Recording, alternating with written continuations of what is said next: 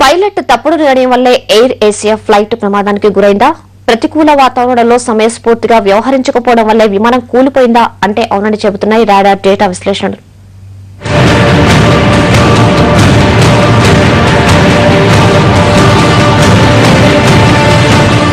Air Asia విమానం ప్రమాదానికి radar data ఆధారంగా కొత్త వివరాలు తెలుస్తున్నాయి. ఏటీసీ సూచనల్ని పైలట్ అనుసరించకపోవడం వల్ల ప్రమాదం జరిగి ఉండవచ్చని రాడార్ డేటా విశ్లేషకులు చెబుతున్నారు.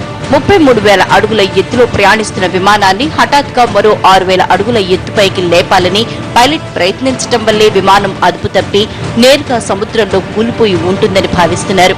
ఎయిర్ ట్రాఫిక్ కంట్రోల్ రాడార్ తెరపై నుంచి విమానం అదృశ్యం కాకముందు వచ్చిన సమాచారం ఆధారంగా అంచనా వేస్తున్నారు.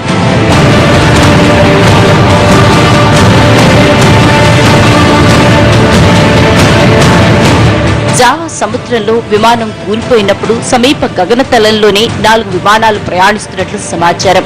ఆ సమయంలో ఎయిర్ ఏషియా విమానం మాత్రం 32,000 అడుగుల ఎత్తులో ప్రయాణిస్తోంది. మిగిలిన విమానాలు 34 నుంచి 40,000 అడుగుల మధ్య ప్రయాణిస్తున్నాయి. ఎయిర్ ఏషియా పైలట్ 38,000 అడుగుల ఎత్తున వెళ్లేందుకు అనుమతి అడిగినా ఏటీసీ ఇవ్వలేదు.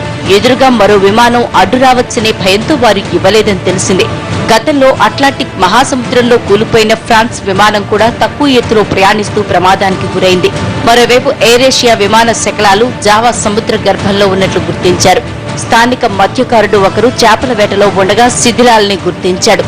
అధికారులకు తెలపడంతో వెంటనే వారు ఘటనా స్థలానికి చేరుకున్నారు. వాతావరణం సరిగ్గా లేకపోవడంతో ప్రమాదం జరిగిన ప్రాంతంలో తేలియాడుతున్న మృతదేహాల్ని విమాన శకలాలను స్వాధీనం చేసుకోవడానికి వీలు పట్టలేదు. ప్రతికూల వాతావరణం కారణంగా రక్షణ దళాలు తమ చర్యల్ని తాత్కాలికంగా నిలిపివేసినట్లు అధికారులు పేర్కొన్నారు.